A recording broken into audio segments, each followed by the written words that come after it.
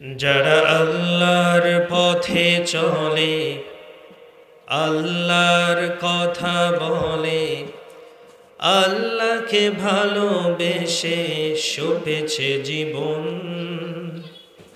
তাদের কিসের ভয়, কে করে পরাজয়।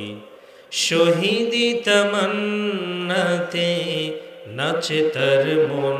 যারা আল্লাহর পথে চলে, আল্লাহর কথা বলে, আল্লাহকে ভালোবেসে সপেছে জীবন। হাসনা হেনার ঘ্রাণে ভোলে না হৃদয় তার, কালিমার মেশক মাখা হৃদয় রয়েছে যার। হাসনা হেনার ঘ্রাণে ভোলে না হৃদয় তার, কালিমার মেশক মাখা হৃদয় রয়েছে যার। সব পিছু টান ভুলে জিহাদের পথে চলে, সব পিছু টান ভুলে জিহাদের পথে চলে, সে তো তার ঈমান বলে। যারা আল্লাহর পথে চলে, আল্লাহর কথা বলে, আল্লাহকে ভালোবেসে সপেছে জীবন। সূরাটির নাম সূরাতুল আসর। আয়াত আছে 3টি, শব্দ আছে 14টি, এবং এই সূরাটির ভিতরে আল্লাহ রাব্বুল আলামিন হরফ দান করেছেন, অক্ষর দান করেছেন মোট 70টি। সুবহানাল্লাহ। এবং এটা কোরআনের 114টি সূরার যেই ক্রমিক নাম্বার হয় তার ভিতরে 103 নাম্বার সূরা। কয় নাম্বার সূরা বলেন? সবাই বলেন কয় নাম্বার? এই সূরা সম্পর্কে ইমাম শাফিঈ রাহমাতুল্লাহি আলাইহি বলেন, আল্লাহ রাব্বুল আলামিন যদি মানব জাতির হেদায়েতের জন্য পুরা কোরআন না দিয়ে শুধুমাত্র যদি সূরাতুল আসরটা অবতীর্ণ করে দিতেন, পুরো মানব জাতির জন্য হেদায়েতের জন্য সূরাতুল আসরটি মানব জাতির জন্য যথেষ্ট হয়ে যেত।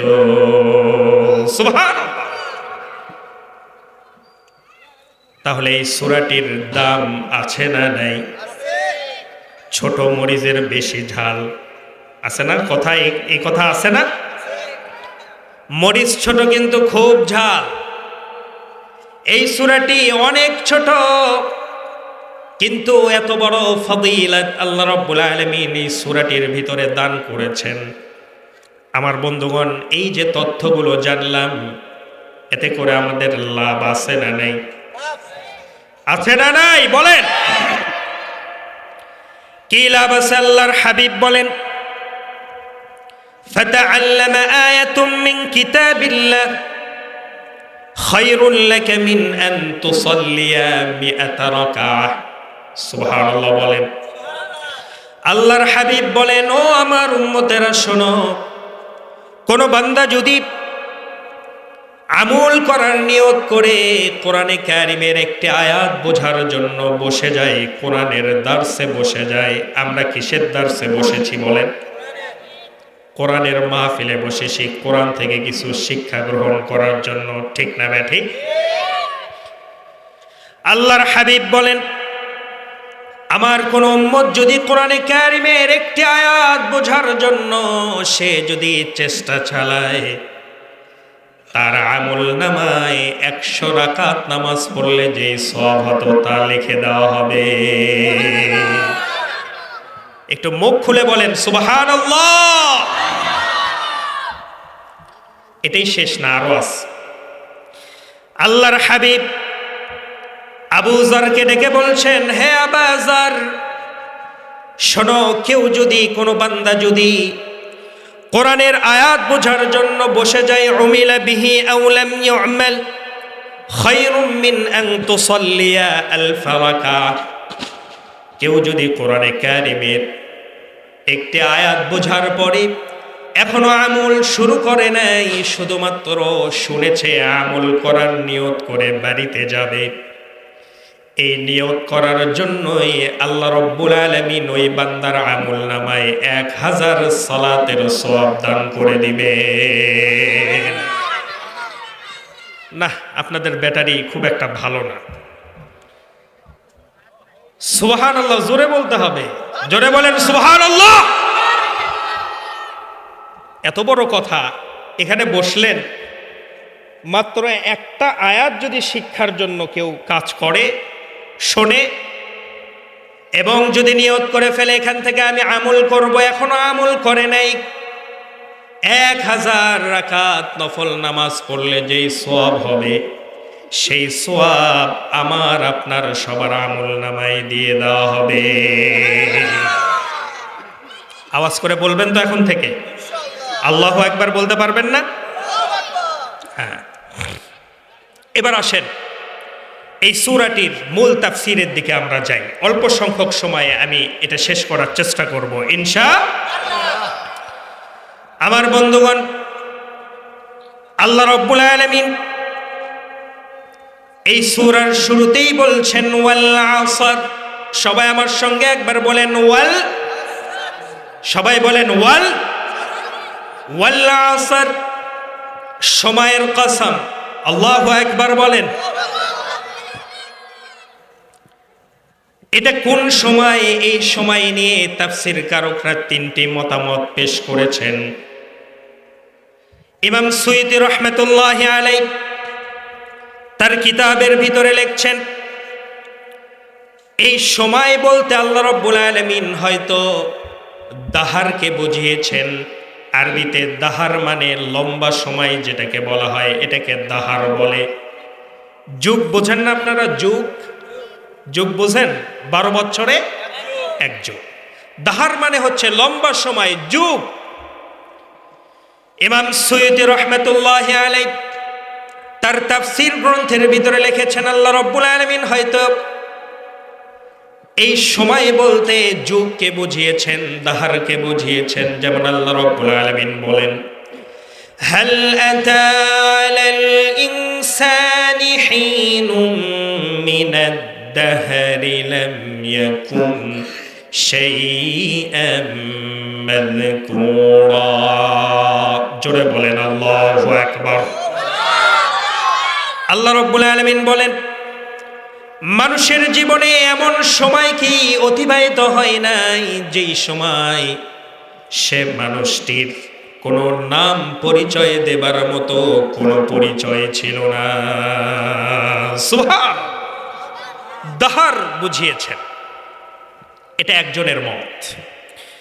2 নাম্বার যে মতটি পাওয়া যায়, তাফসীর কারকরা লেখেন হয়তো এই সময়টিকে আল্লাহ রাব্বুল আলামিন আস-সাআহ, কিয়ামতের সময়কে বুঝিয়েছেন। সুবহানাল্লাহ বলেন। এরপরে আরেকজন তাফসীর কারক, তাফসীরদের মাথার মুকুট, সমস্ত তাফসীর কারকদের হেড তাফসীর কারক যিনি, আব্দুল্লাহ ইবনে আব্বাস রাদিয়াল্লাহু তাআলা আনহু, তিনি বলেন হুয়াল ওয়াক্তু বা'দা যাওয়াল আশ-শামসু ক্বাবলা গুরুবিহা। আল্লাহ রাব্বুল আলামিন এই আসর বলতে আসরের নামাজ থেকে সূর্যাস্ত অর্থাৎ মাগরিব পর্যন্ত যেই ছোট সময় পাওয়া যায়, এই সময়টিকে আল্লাহ রাব্বুল আলামিন আসর বুঝিয়েছেন। সুবহান। এই জন্যই তো আসরের নামাজের নামই হচ্ছে আসরের নামাজ, ঠিক না ভাই? ঠিক। আমার বন্ধুগণ, আসরের নামাজটা আল্লাহ রাব্বুল আলামিনের কাছে দারুণ প্রিয়। এত প্রিয় আল্লাহ রাব্বুল আলামিন, এই জন্যই কোরআনে কারিমের এই সূরাতুল আসরটিকে আসরের নামাজের কসম করে আল্লাহ পাক সূরাটির শুরু করেছেন। সুবহানাল্লাহ বলেন। আল্লাহ রাব্বুল আলামিন আরেক জায়গায় বলেন, হাফিযু আলাস সালাওয়াতি ওয়াস সালাতিল উসতা ওয়া কুমু লিল্লাহি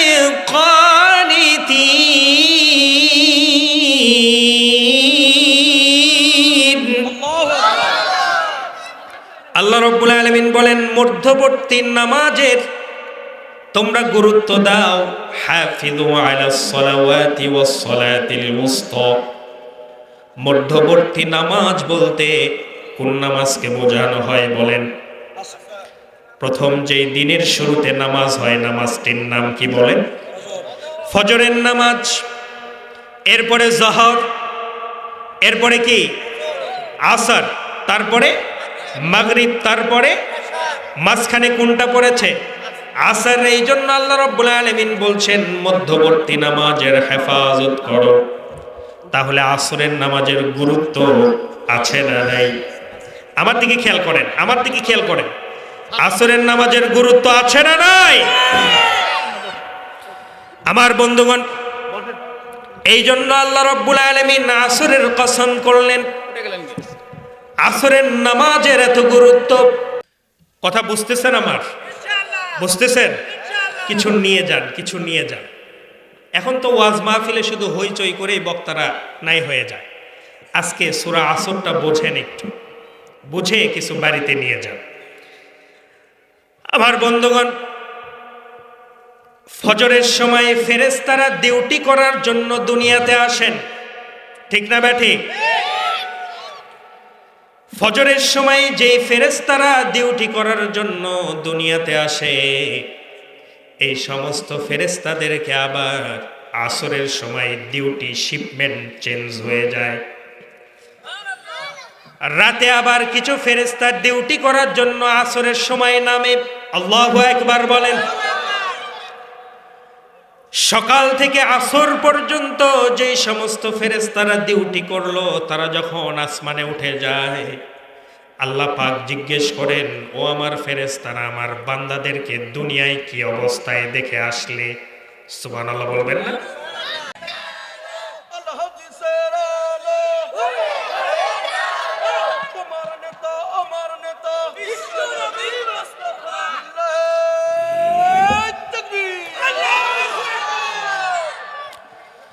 আমার বন্ধুগণ,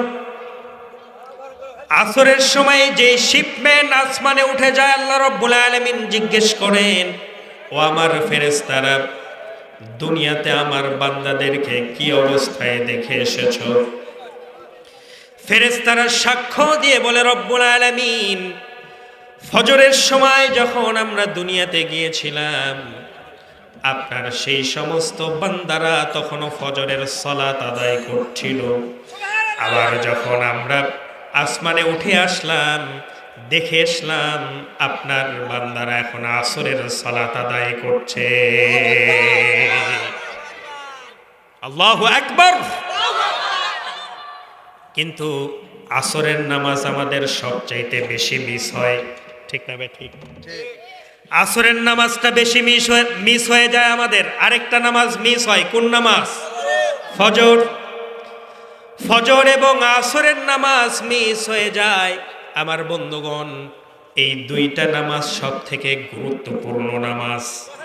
ফজরের ক্ষণ গেল পড়নি নামাজ, জোহরেও ডুবেছিলে নিয়ে শত কাজ। হেলায় খেলায় গেল আসরের কাল, হেলায় খেলায় গেল আসরের কাল। মাগরিবেও পড়লে না নামাজির সাজ, ফজরের ক্ষণ গেল পড়নি নামাজ, জোহরেও ডুবেছিলে নিয়ে শত কাজ। ঠিক কিনা?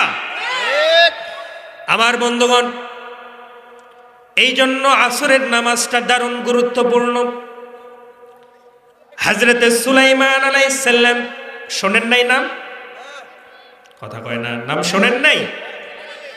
সুলাইমান আলাইহিস সালাম এমন একজন পয়গম্বর তিনি ছিলেন, পৃথিবীর বাদশাহী আল্লাহ রাব্বুল আলামিন তাকে দান করেছিলেন।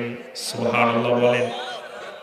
শুধু পৃথিবীর বাদশাহী নয়, বরং এই আসমানের জমিনে জিন থেকে শুরু করে, জিন ইনসান থেকে শুরু করে, এরপরে যত ধরনের প্রাণী আছে, ছোট্ট একটা পিপিলিকা পর্যন্ত হযরতে সুলাইমান আলাইহিস সালামের কথায় উঠত এবং বসত। সুবহান। এই সুলাইমান আলাইহিস সালামের উপরে আসরের নামাজটা ছিল ফরজ। সুবহানাল্লাহ বলেন। আমি বুঝাচ্ছি আসরের নামাজের গুরুত্বটা কত, খুব খেয়াল করবেন। হযরতে সুলাইমান আলাইহিস সালামের উপরে 5 ওয়াক্ত নামাজ ফরজ ছিল না, একটা ওয়াক্ত নামাজ ফরজ ছিল। কি সেই নামাজ বলেন? সবাই বলেন কোন নামাজ? আসরের নামাজটা তার ফরজ ছিল। যেহেতু তিনি রাষ্ট্রের রাষ্ট্রপতি, একদিন রাষ্ট্রের ঘোড়াগুলো পরিদর্শন করার জন্য তিনি গেলেন। ঘোড়াগুলো পরিদর্শন করছেন, আসরের সময় হয়ে গেল। একটা পর্যায়ে ঘোড়া পরিদর্শন করতে করতে সূর্যটা ডুবে গেল। কোরআনে কারীম সাক্ষ্য দিয়েছে হাত্তা তাওয়ারাত বিল হিজাব, হিজাবের নিচে সূর্যটা ডুবে গেল। সূর্য ডুবার পরে আর আসরের সময় আছে নাকি? কথা কয় না, আছে। কিসের সময় হয়ে গেছে বলেন? মাগরিবের সময়। রাষ্ট্রের ঘোড়াগুলো দেখতে গিয়ে আমার বন্ধুগণ, পয়গম্বর সুলাইমান আলাইহিস সালামের আসরের নামাজ কাজা হয়ে গেল। তিনি এক পর্যায়ে রাজপ্রাসাদে এসে তিনি সৈন্যবাহিনীদেরকে বললেন, আমার কি হয়ে গেল আজকে? আমার রব আমার উপরে আসরের নামাজটা ফরজ করে দিয়েছিলেন। যে আল্লাহ পাক আমাকে খাওয়ান, আমাকে পড়ান, আমাকে বাদশাহী দান করেছেন, সে আল্লাহর হুকুম আমি অমান্য করে ফেললাম। আমি রাষ্ট্রের একটা ঘোড়াও আর বাঁচিয়ে রাখবো না, সকল ঘোড়া আমার সামনে নিয়ে আসো। সুবহানাল্লাহ বলেন। কোরআনে কারীম সাক্ষ্য দিচ্ছে, রুদ্দুহা আলাইয়া ফাকাফিক মাসহাম বিসসুকি ওয়াল আনাক।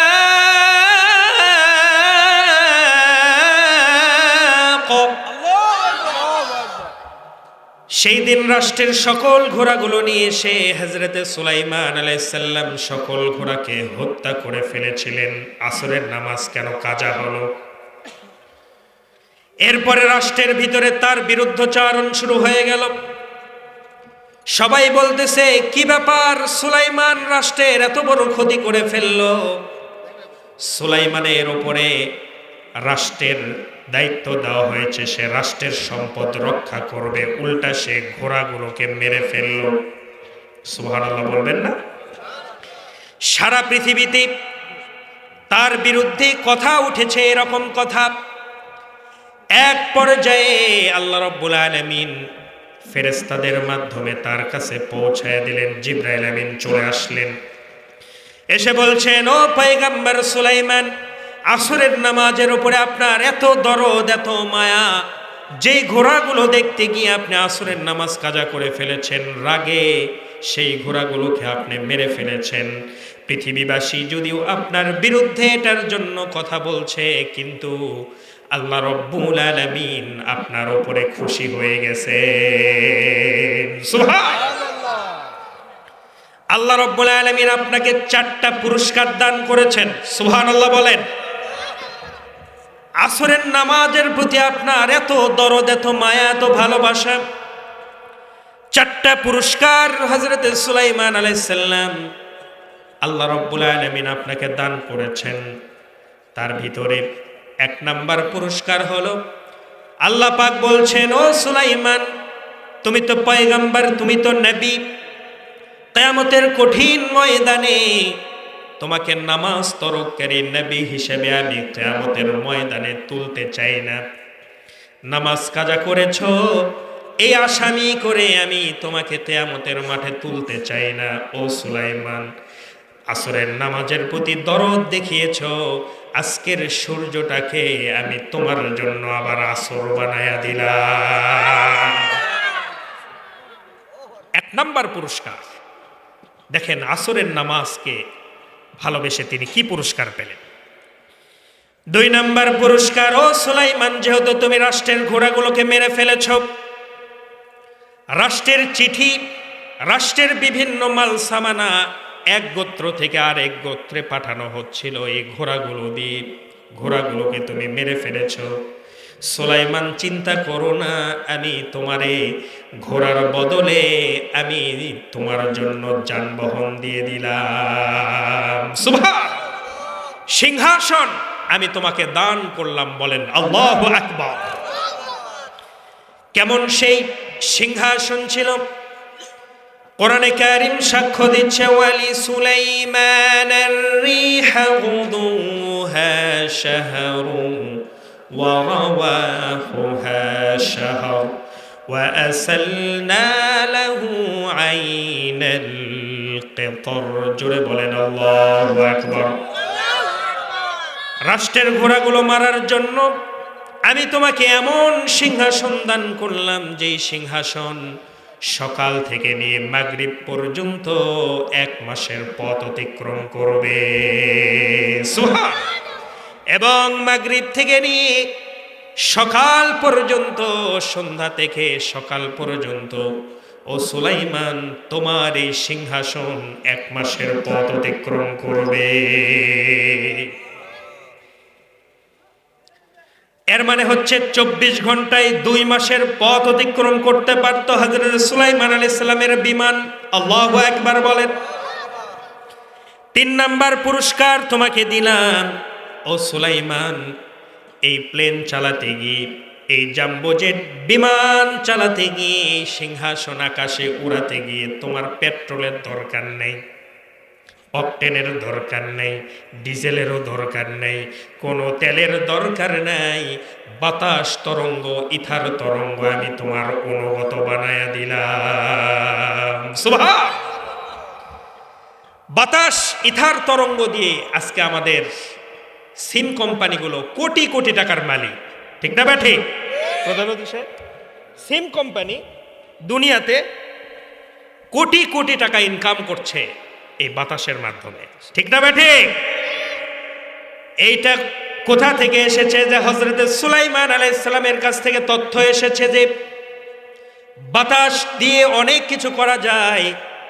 বাতাস হযরত সুলাইমান আলাইহিস সালাম, আমি যদি এখানে কথা বলি, হযরত সুলাইমান আলাইহিস সালাম ধরে নেন যদি ঢাকায় থাকে, বাতাস আমার এই কথাটা নিয়ে গিয়ে হযরত সুলাইমান আলাইহিস সালামের কানে পৌঁছায় দিত। সুবহান। যেটা আমাদের সিম কোম্পানিগুলো করে। আল্লাহু আকবার বলেন। বাতাসকে তোমার অনুগত করে দিলাম। 4 নাম্বার পুরস্কার তোমাকে দিয়ে দিলাম, ও সুলাইমান, ওয়াশশায়াতিন কুল্লা বান্নাইন ওয়া গাওয়াস। সূরা সফের ভিতরে বিস্তারিত দেখে নেবেন। সুলাইমান, আমি তোমাকে দুনিয়ার কিছু আর্কিটেক্ট জিন আছে, আর্কিটেক্ট কিছু ডুবরু জিন আছে। তোমার এলাকার যদি কোনো সম্পদ দরকার হয়, তোমার এলাকায় যদি সোনাদানা মণি মুক্তা দরকার হয়, ডুবরু জিনকে বলো সমুদ্রের তলদেশে সোনাদানা মণি মুক্তা আছে না নাই? হযরত সুলাইমান সেই ডুবরু জিনদেরকে নিয়ে তিনি সমুদ্রের তলদেশ থেকে সোনাদানা মণি মুক্তাগুলো নিয়ে সে নিজের রাষ্ট্রকে উন্নয়ন করে ফেললেন। সুবহান। নামাজ যদি কেউ কায়েম করতে পারে, সেই রাষ্ট্রে খারাপ কোনো কিছু হতে পারে। সংস্কার করা হচ্ছে আজকে, ঠিক না ব্যাঠিক? এই সরকার কি করছে? সংস্কার করছে, রিফর্ম করছে। আমি বলবো আপনারা 5 ওয়াক্ত নামাজ বাধ্যতামূলক করে দেন, এই রাষ্ট্রের কোনো অভাব ঘটবে না, ঠিক না ব্যাঠিক? কোন সরকার এই আইন পাশ করতে পারেনি, কোন সরকার এই আইন পাশ করতে পারে নাই। নেক্সট গভর্নমেন্টকে এই দায়িত্ব নিয়ে কাজ করতে হবে।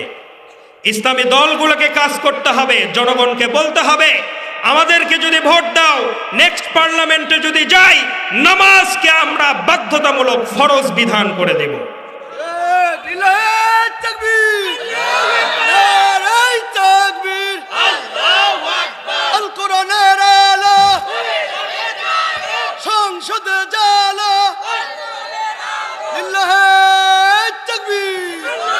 আমার বন্ধুগণ, নামাজ যদি আমরা সঠিকভাবে আদায় করতে পারি, আজকে মসজিদের প্রোগ্রামে এসেছি, মসজিদের প্রোগ্রামে মজা মেরে ওয়াজ শুনলাম, বয়ান শুনলাম, ওয়াজ শেষ করে চলে গেলাম, ফজরের নামাজটা কাজা হয়ে গেল। এই ওয়াজের লাভ আছে? লাভ আছে? মুরব্বি কয় আছে? দেখছেন? বুঝতেছেন না ওয়াজ মুরব্বি? বুঝতে ও আরেক দিকে গেছিলেন? কোন দিকে গেছিলেন? কোন দিকে? ও ওইদিকে গেছিলেন। বলি আলহামদুলিল্লাহ, আপনার অনেক সুন্দর মানুষ। বলি মাশাআল্লাহ।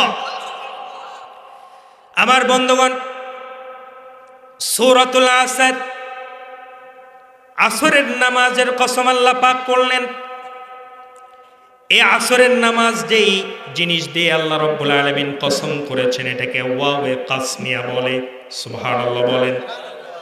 কোরআনে কারিমের বিভিন্ন জায়গায় আল্লাহ রাব্বুল আলামিন এই ওয়াও ব্যবহার করে কসম করেছেন। বলেন আল্লাহু আকবার। যেমন আল্লাহ রাব্বুল আলামিন বলেন ওয়াত-তিনি ওয়াজ-যাইতুনি ওয়া তুরি সিনিনা ওয়া হাদাল বালাদিল আমিন। জোরে বলেন আল্লাহু আকবার। তিন ফলের কসম, জৈতুন ফলের কসম, সিনাই পর্বতের কসম, আর কসম বালাদিল আমিন, নিরাপত্তা শহর মানে মক্কা শহরের কসম। সুবহান আল্লাহ রাব্বুল আলামিন এখানেও কসম করলেন। কসম করে বলছেন ইন্নাল ইনসানা লাফি খুসর। জোরে বলেন আল্লাহু আকবার। নিশ্চয় পৃথিবীর সকল মানুষ ক্ষতির মধ্যে আছে। নাউযু বিল্লাহ বলে।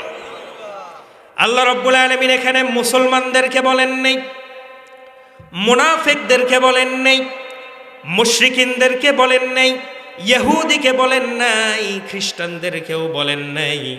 সরাসরি তিনি বলেছেন ইন্নাল ইনসানা লাফি খুসর। খুসর এমন একটা শব্দ, এমন ক্ষতি, ক্ষতির আরেকটা শব্দ আরবিতে পাওয়া যায় নোকসান। আমরা যেটা গ্রামের ভাষায় বলি লোকসান হচ্ছে, আছে না প্রধানমন্ত্রী সাহেব? লোকসান, লোকসান আছে না নাই? লোকসান মানে হচ্ছে ওই ক্ষতি, লাভও হয় নাই, লসও হয় নাই, লাভ নাই, লসও নাই, এটার নাম নোকসান। আর খুসর এমন একটা শব্দ, এটা যদি আমি গ্রামের ভাষায় বলতে চাই, যার আমও গেল সালাও গেল, এর নাম হচ্ছে খুসর। আল্লাহু আকবার বলেন। আল্লাহ পাক বলছেন ও দুনিয়ার মানুষ, তোমাদের আমও গেছে সালাও গেছে, তবে চার শ্রেণীর মানুষের যায় নাই। আল্লাহু আকবার। সেই চার শ্রেণীর ভিতরে আমাদেরকে থাকার দরকার আছে না নাই?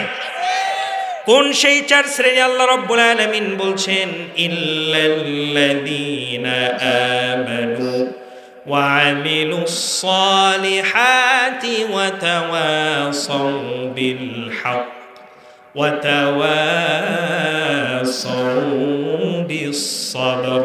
জোরে বলেন আল্লাহু আকবার। ইল্লাল্লাযীনা আমানু, যারা কিনা ঈমান আনয়ন করবে। সুবহানাল্লাহ বলেন। আমাদের মধ্যে ঈমান আছে না নেই? সবার ঈমান আছে? তাহলে দুধের ভিতরে পানি মিশায় কে? কে মিশায়? সুদের কারবারি কারা করে? ঘুষের কারবারি কারা করে? আবার বিয়ের সময় যৌতুক নেয় ছেলের বাবা, এমন বাবা আছে না নাই? তাহলে আমরা ঈমানের দাবি করলাম, আল্লাহ পাক বলছেন তারা ক্ষতির মধ্যে নেই, তারা নোকসানের ভিতরে নেই, যারা কিনা ঈমানটাকে পাকাপোক্ত করে নিতে পেরেছে। সুবহান। আমার ভাইরা, আমার বন্ধুগণ, যেমন ঈমান এনেছিলেন হযরত বেলাল রাদিয়াল্লাহু তাআলা আনহু, তাকে উত্তপ্ত বালির ভিতরে শুইয়ে রেখে তাকে নির্যাতন করা হয়েছিল। নির্যাতনের স্টিম রোলার তার উপরে চালানো হয়েছিল। একজন পিটাতে পিটাতে সে হাঁপায়া যায়, আরেকজন এসে পিটাতে থাকে। এরপরেও আমার বন্ধুগণ, হযরতে বেলাল ঈমান থেকে এক চুল পরিমাণ সরে আসেন নাই। সুবহান। ইসলামের প্রথম মুয়াজ্জিন তিনি ছিলেন। এত সম্মান আল্লাহ রাব্বুল আলামিন ঈমানের কারণে দিয়েছেন। আমার বন্ধুগণ, তিনি ছিলেন ইথিওপিয়ার কালো মানুষ, আফ্রিকার কালো মানুষ ছিলেন। হযরতে বেলালের চেহারা এত কালো কুৎসিত ছিল, এরপরে গালের ভিতরে গর্ত গর্ত বসন্তের দাগ ছিল। একবার যে ব্যক্তি তাকাবে আরেকবার তাকাতে ইচ্ছে করবে না এমন চেহারার মানুষ, কিন্তু অন্তরের ভিতরে ঈমানটা ছিল পাকাপোক্ত ঈমান। সুবহানাল্লাহ বলেন। পৃথিবীতে ঈমানের চাইতে বড় দৌলত মুসলমানের থাকতে পারে না। মুসলমানের কাছে সবচাইতে বড় সম্পদ যেটা হওয়া উচিত সেটার নাম হচ্ছে ঈমান। ঠিক না বেটে? হযরতে বেলালকে নির্যাতন করা হলো। তার মনিব ডেকে বলল, বেলাল, মুহাম্মাদের ধর্ম ইসলাম ছাড়বি নাকি বল। হযরতে বেলালকে উত্তপ্ত বালির ভিতরে শুইয়ে রেখে আমার বন্ধুগণ ঘোড়ার একটা পায়ের সঙ্গে হযরতে বেলালের পায়ের একটা দড়ির বাঁধন বেঁধে দেওয়া হলো। ঘোড়াকে তাড়িয়ে দেওয়া হলো। ঘোড়া উত্তপ্ত বালির ভিতরে তাকে ঘুরতে লাগলো, পিঠের ছাল পাগলাগুলো উঠে গেল। আধা মরার মতো হযরতে বেলাল হয়ে গেলেন। এরপরেও যখন তার মনিব বলছে, ও বেলাল, তুই কি ঈমান ছাড়বি নাকি বল, হযরতে বেলাল এক হাত উঁচু করে সেই দিন বলেছিলেন, আহাদ আহাদ আহাদ, বলেন আল্লাহু আকবার। তিনি বুঝাইতে চেয়েছিলেন, কুল হুয়াল্লাহু আহাদ, আমি যে আল্লাহর উপরে ঈমান এনেছি তিনি হচ্ছেন এক, অদ্বিতীয়, কাজে আমি ঈমান থেকে লড়তে পারবো না। সুবহান। হযরতে বেলাল তিনি কথা বলতে পারতেন না। তিনি মসজিদে যখন আযান দিতেন কথাগুলো অস্পষ্ট হয়ে যেত, যেহেতু আফ্রিকার মানুষ তিনি ছিলেন। আশহাদু আল্লাহর জায়গায় তিনি বলে ফেলতেন আশহাদু আল্লাহ। সবাই মিলে একদিন পরামর্শ সভা ডাকা হলো যে বেলালকে মুয়াজ্জিন থেকে সরায় দেওয়া হবে। বেলালকে মসজিদ থেকে মুয়াজ্জিনের দায়িত্ব থেকে সরায় দেওয়া হবে। যে সব থেকে সুন্দর আযান দিতে পারে তাকে দিয়ে আগামীকাল থেকে ফজরের আযান দেওয়ানো হবে। আমার বন্ধুগণ, পরের দিন নতুন মুয়াজ্জিন ঠিক করে দেওয়া হলো।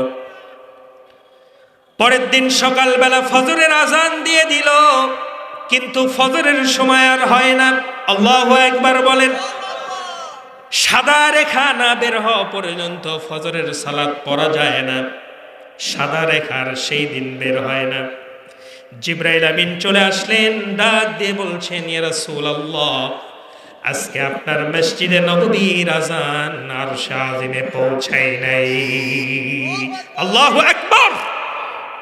কেমন ইমানদার ছিলেন তিনি, যার কথা বোঝা যাচ্ছিল না, যার শিনের জায়গায় সিন উচ্চারণ হতো, সেই মানুষটার অন্তরের ভিতরে তাকওয়া আর ঈমানে ভরপুর ছিল, যার আযানের কারণে সকাল হচ্ছিল না। বলেন আল্লাহু আকবার। আজও সে আযান আছে না নাই? রহ গয়া রসমে আযান না রহে রূহ বেলালি, ফলসফা রহ গয়া তলকি গজলি নহ রহি। আজও তো বেলাল, আজও তো আযান আছে, মুয়াজ্জিনরা আজও আযান দেয়, কিন্তু সেই বেলালের আযান আজকে আর খুঁজে পাওয়া যায় না। ঠিক কিনা? এই জন্য আমার বন্ধুগণ, বেলালের মতো ঈমান আনতে হবে। জোরে বলি ইনশাআল্লাহ। ক্ষতির মধ্যে যারা থাকতে চাই না তাদেরকে হযরতে বেলালের মতো ঈমান আনতে হবে। 2 নম্বরে যেই কাজ করতে হবে, ইল্লাল্লাযীনা আমানু ওয়া আমিলুস সালিহাত, আমলে সালেহ করতে হবে। পারবেন না ইনশাআল্লাহ? আমলে সালেহ, আমলে সালেহটা কি? নামাজ পড়া তো আমলে সালেহ। এই যে মাহফিল করেছেন আপনারা কষ্ট করে, এটাও একটা আমলে সালেহ। এই যে এনারা বসে আছেন গণ্যমান্য ব্যক্তিবর্গ, তেনারা যে সময় ব্যয় করছেন, এই সময়টাও হচ্ছে আমলে সালেহ। মানুষকে দান করছেন, এটাও আমলে সালেহ। যত রকমের ভালো কাজ আছে, সকল প্রকারের ভালো কাজ, এইটাই হচ্ছে ওয়ামিলুস সলিহাত। সুবহানাল্লাহ। আমলে সালেহ মানুষকে বিপদ আপদ থেকে বাঁচায় দেয়। সুবহানাল্লাহ বলে। এই যে মাহফিলে আসছেন, এটার কারণে সামনের অনেক বিপদ আপনি মুক্ত হয়ে গেছেন। সুবহানাল্লাহ। প্রমাণ নেন বুখারীর হাদিস। বনি ইসরায়েলের 3 জন যুবক, 3 বন্ধু বের হয়েছেন সফরে, অনেক দূর সফর করবেন। মরুভূমিতে তিনারা চলে যাচ্ছেন সফরের জন্য। তার মাঝে বিশাল বড় একটা মরু ঝড় উঠে আসলো। মরু ঝড় কি আমাদের কালবৈশাখী ঝড়ের মতো ঝড় নাকি? না, বালু ঝড় কালবৈশাখী ঝড়ের চাইতেও বড় ভয়ঙ্কর ঝড়, ঠিক না বেঠে? 3 বন্ধু সফর করার জন্য বের হয়েছেন, বালু ঝড়ের ভিতরে আক্রান্ত হয়ে গেলেন। পাশে একটা বড় পাহাড় ছিল, পাহাড়ের গুহার ভিতরে আশ্রয় নিল। পাহাড়ের গুহায় যখন আশ্রয় নিল, ঝড়ের এত বেগ, ঝড়টা এত গতি সম্পন্ন ছিল, পাহাড়ের উপর থেকে বিশাল বড় একটা পাথর এসে 3 যুবক যেই গুহার ভিতরে আশ্রয় নিয়েছে, সেই গুহার মুখের ভিতরে পাথরটা পড়ে গেল। ঝড় শেষ হয়ে গেল, কিন্তু পাথরের গুহার উপরে যেই পাথর পড়েছে, সেই পাথর যুবক আর সরাতে পারছে না। কোনোভাবেই পাথর সরানো যাচ্ছে না। 3 জন মিলে চিন্তা করলো, মৃত্যু ছাড়া এখান থেকে আমাদেরকে কেউ সরাতে পারবে না, মৃত্যুটা আমাদের হয়ে যাবে। আমার বন্ধুগণ মৃত্যুর দিনক্ষণ তারা গুনতে লাগলো।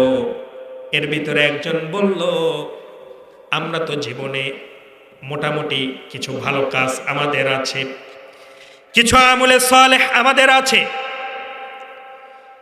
আমাদের প্রত্যেকের 3 জনের জীবনের ভালো নেক আমল, যেটা আল্লাহর জন্য, আল্লাহর সন্তুষ্টির জন্য আমরা করেছিলাম, এই 3টা নেক আমলের জন্য আমরা আল্লাহর কাছে দোয়া করি।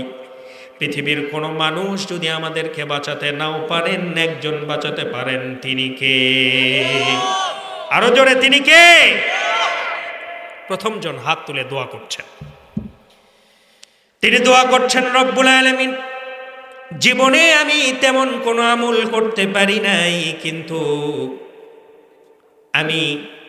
আমার অনেকগুলো মেষ ছিল, রাখাল মানুষ আমি ছিলাম, অনেক ভেড়া বকরি আমার ছিল।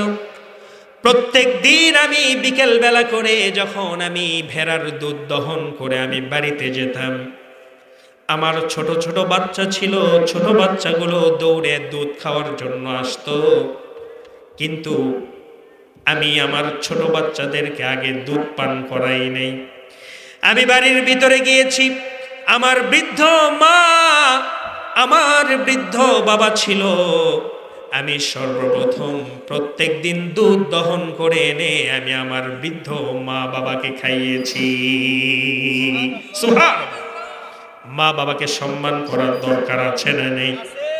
মায়ের পায়ের নিচে সন্তানের, ওগো মা তুমি এই ধরনীর শ্রেষ্ঠ নিয়ামত, তোমারই পদ তলে রয়েছে জান্নাত, ঠিক কিনা? এই পৃথিবী থাকতো গো ফুল পাখিহীন, এই পৃথিবী থাকতো গো মায়া মোহহীন, এই পৃথিবী থাকতো গো ফুল পাখিহীন, এই পৃথিবী থাকতো গো মায়া মোহহীন, যদি না পেত মায়ের মায়ারি হাত, যদি না পেত মায়ের মায়ারি হাত, ওগো মা তুমি এই ধরনের শ্রেষ্ঠ নিয়ামত, তোমারই পদ তলে রয়েছে জান্নাত, ঠিক কিনা? আমার বন্ধুগণ, সেই পাথরে আটকানো ব্যক্তিটি দোয়া করছে, রব্বুল আলামিন, আমি আমার মা বাবাকে আমার সাধ্য অনুযায়ী আমি সম্মান করেছি, ও আল্লাহ তাআলা, ওই কাজটা যদি আমার পছন্দ হয়, তোমার কাছে কবুল হয়ে যায়, মাকবুল মঞ্জুর হয়ে যায়। আজকের এই বিপদ থেকে তুমি আমাদেরকে বাঁচায়া দাও। সুবহান। বুখারীতে এসেছে হাদিসটি, প্রামাণ্য চিত্র বলছি আপনাদের কি। হুজুর সাল্লাল্লাহু আলাইহি ওয়াসাল্লাম সাহাবীদের সামনে এইভাবে বয়ান করেছেন। যখন এই দোয়াটা তিনি করলেন, সঙ্গে সঙ্গে গুহার 3 ভাগের 1 ভাগ থেকে পাথর সরে গেল। সুবহান। কিন্তু এরপরেও বের হওয়া যায় না। দ্বিতীয় জন দোয়া শুরু করলেন, রব্বুল আলামিন, আমার বাড়িতে মিস্ত্রি ছিল কিছু, আমি বাড়ির কাজ করছিলাম, কনস্ট্রাকশনের কাজ আমি করছিলাম। কিছু দিন মজুর আমি নিয়ে এসে আমি আমার বাড়ির কাজ শুরু করেছিলাম। যখন আমি বাড়ির কাজ শেষ দিন হয়ে গেছে, সেই দিন একজন লেবার আমার কাছ থেকে দিন মজুরটা না নিয়ে সে বাড়িতে চলে গেছে। 500 টাকা দিন মজুর ছিল। 500 টাকা দিয়ে আমি একটা বকরি কিনেছিলাম। বকরি কেনার পরে সেই বকরি থেকে অনেকগুলো ভেড়ার পাল হয়ে গিয়েছিল। দীর্ঘদিন পরে সেই দিন মজুরতে এসে বলল, শোনো, তোমার বাড়িতে আমি একদিন কনস্ট্রাকশনের মিস্ত্রির কাজ করেছিলাম, লেবারের কাজ করেছিলাম। যাওয়ার সময় বেতনটা নিই নাই, আজকে বেতন নেওয়ার জন্য এসেছে, আমার বেতনটা দিয়ে দাও। সুবহান। লোকটি গুহার ভিতর থেকে বলছে, রব্বুল আলামিন, সেই দিন আমি 500 দিরহাম তার হাতে তুলে দিলেই পারতাম, কিন্তু না, আমি যেই তার টাকা দিয়ে ভেড়া কিনেছিলাম, একটা বকরি কিনেছিলাম, একটা ছাগি কিনেছিলাম, সেখান থেকে যেই ভেড়ার পাল হয়েছিল, সেই ভেড়ার পালটা সেই দিন আমি ওই দিন মজুরের হাতে তুলে দিয়েছিলাম। এই কাজটি যদি তোমার আরশে আযিমে মাকবুল মঞ্জুর হয়ে থাকে, এই কাজের বিনিময়ে আমাদেরকে এই বিপদ থেকে বাঁচায়া দাও। হাদিসের ভিতরে রাসূল বলছেন, বনি ইসরায়েলের 2 নম্বর যুবক যখন এই দোয়াটি করলো, সঙ্গে সঙ্গে 3 ভাগ থেকে 2 ভাগ পাথর সরে গেল। আপনারা কি ড্যাম হয়ে গেছেন? আবার ড্যাম হয়ে গেছেন? সবাই বলেন সুবহানাল্লাহ, আল্লাহু আকবার। আবার বন্ধুগণ, এক পর্যায়ে তখন 2 জন মিলে যাওয়ার চেষ্টা করলেন, তখনও যাওয়ার কোনো কায়দা হয় নাই। 3 নাম্বার জন দোয়া করছেন, রব্বুল আলামিন, জীবনে আমি তেমন কোনো নেক আমল করতে পারি নাই, তবে আমার পাড়াপড়শি আমার একজন খালাতো বোন ছিল, দারুণ সুন্দরী সে ছিল, আমি তার প্রেমে হাবুডুবু খাচ্ছিলাম। তার সঙ্গে আমার যৌন আকাঙ্ক্ষা করার বড় ইচ্ছা জাগলো, জিনাহের কাজ আমি করতে চাইছিলাম, তাকে প্রস্তাবও দিয়ে ফেললাম। এক পর্যায়ে সে বলল, 100টা সোনা মুদ্রা যদি তুমি আমাকে দিতে পারো, তাহলে তোমার সঙ্গে আমি প্রেম বিনিময় করব। রব্বুল আলামিন, আমি অনেক কষ্ট করে সোনার 100 টাকা আমি জড়ো করেছিলাম। সোনা মুদ্রাগুলো যখন জড়ো হয়ে গেল, আমার পাড়া প্রতিবেশী খালাতো বোনের হাতে গিয়ে আমি দিয়েছিলাম। জিনাহের কাজ করার জন্য আমরা গোপন একটি রুমের ভিতরে পর্যন্ত চলে গিয়েছিলাম। আমার সেই সুন্দরী প্রেমিকার 2 উরুর মাঝখান পর্যন্ত আমি চলে গিয়েছিলাম। এমন পর্যায়ে আমার খালাতো বোন ডেকে উঠল, ইত্তাকুল্লাহ, আল্লাহকে ভয় করো। মাবুদ, সেই দিন আমি একমাত্র আপনাকে ভয় করে জিনাহের কাজ করি নাই, ওখান থেকে আমি উঠে এসে তোমাকে ভয় করে আমি সেখান থেকে উঠে এসেছিলাম। 100 দিরহাম সোনা মুদ্রাটা আমি ফেরত নেই নাই। রব্বুল আলামিন, আমার এই কাজটা যদি তোমার দরবারে মঞ্জুর হয়ে যায়, মকবুল হয়ে যায়, কবুল হয়ে যায়, আজকের এই বিপদ থেকে তুমি আমাদেরকে বাঁচায়া দাও। রাসূল বলছেন, ও আমার সাহাবীরা শোনো, বুখারীতে হাদিসটি এসেছে, আমার বন্ধুগণ, সঙ্গে সঙ্গে আল্লাহর কুদরতে ওই গুহা থেকে সেই দিন পাথর সরে গিয়েছিল। ওয়ামিলুস সালিহাত, নেক আমল করতে হবে, আল্লাহর জন্য কিছু কাজ করে যেতে হবে দুনিয়াতে। তার বিনিময়ে বিপদ আপদ বালা মুসিবত থেকে আমরা মুক্তি পেয়ে যাব। জোরে বলি ইনশাআল্লাহ। 4 শ্রেণীর মানুষ ক্ষতির ভিতরে নাই। কয় শ্রেণী গেছে? আরো জোরে, কয় শ্রেণী? 1 নাম্বার পাকাপোক্ত ঈমান থাকতে হবে। 2 নাম্বার আমলে সালেহ করতে হবে, ঠিক না ঠিক? এরপরে আসেন 3 নাম্বার, ওয়াতাওয়াসাউ বিল হক,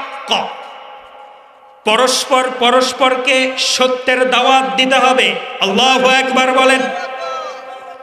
আপনি একা 5 ওয়াক্ত নামাজ পড়েন চলবে না, আপনার সন্তানকেও নামাজের দাওয়াত দেওয়ার দরকার আছে না নেই? স্ত্রীকে দাওয়াত দেওয়ার দরকার আছে না নেই? স্ত্রীকে পর্দার বিধান অনুযায়ী চালানোর দরকার আছে না নাই? পরস্পরকে হকের দাওয়াত দিতে হবে, ঠিক না ঠিক? কিন্তু পরস্পরে আজকে হকের দাওয়াত নাই বললেই চলে, ঠিক না? আজকে নাই। এটা এই মঞ্চগুলো থেকে সত্যের দাওয়াত দিতে হবে, ঠিক না ঠিক? মসজিদের মেম্বার থেকে মুসল্লি, ইমাম সাহেব মুসল্লিদেরকে পরস্পর হকের দাওয়াত দিবে। কিন্তু ইমাম সাহেব সুদের ব্যাপারে যেই দিন বয়ান করে, সুদখোর যারা দায়িত্বশীল আছে পরের দিন ইমাম সাহেবকে বিদায় করে দেয়, আছে না নাই? কথা কয় না, আছে না নাই? এই পাড়ার খতিবের সঙ্গে আপনারা এরকম করবেন নাকি? করবেন? মণ্ডলবাড়ি জুমা মসজিদের খতিবের সঙ্গে এমন করা যাবে? তিনি কোরআন থেকে আপনাদেরকে দাওয়াত দেবে, কোনো বাধা দেওয়া যাবে? কিন্তু ইমাম সাহেবও তো দাওয়াত দিতে পারে না।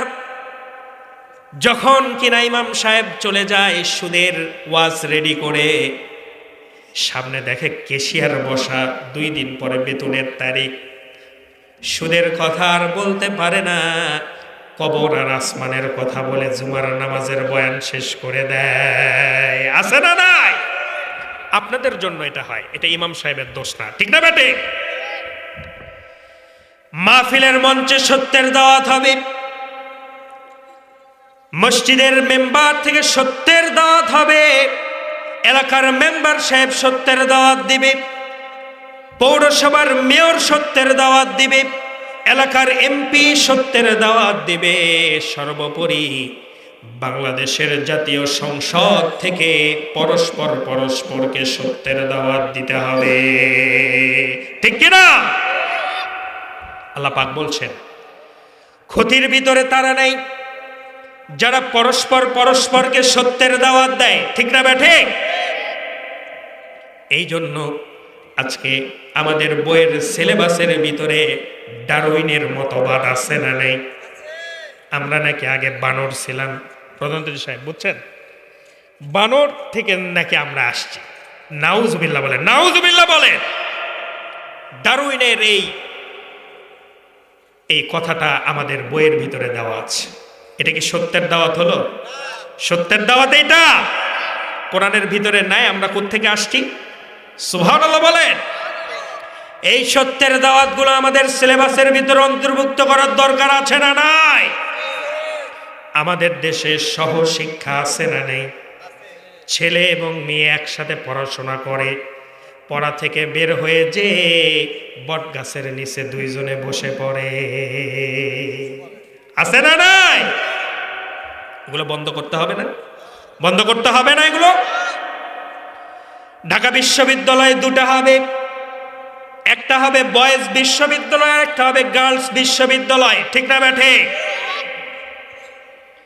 মার্কেট যদি বগুড়াতে যদি কোনো শপিং মল তৈরি হয়, একটা শপিং মল হবে বয়েজ শপিং মল আর একটা হবে গার্লস শপিং মল, ঠিক না বেঠে? ইসলাম যদি কায়েম হয়ে যায়, এগুলো হওয়া 2 মিনিটের ব্যাপার, ঠিক কিনা? ইসলাম কায়েম করতে হবে, ইসলাম কায়েমের আন্দোলনের সঙ্গে যুক্ত হতে হবে। পারবেন না ইনশাআল্লাহ? ওয়াতাওয়াসাউ বিস-সাবর, পরস্পরকে ধৈর্য ধারণের সবক দিতে হবে। ধৈর্য আগে না নামাজ আগে? কথা কয় না। ধৈর্য আগে না নামাজ আগে? নামাজ আগে নয়।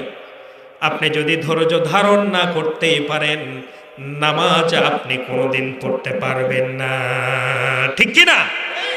ইবাদতে নিজেকে বাধ্য করা, এটাও ধৈর্যের পরিচয়, ঠিক না ব্যাঠিক?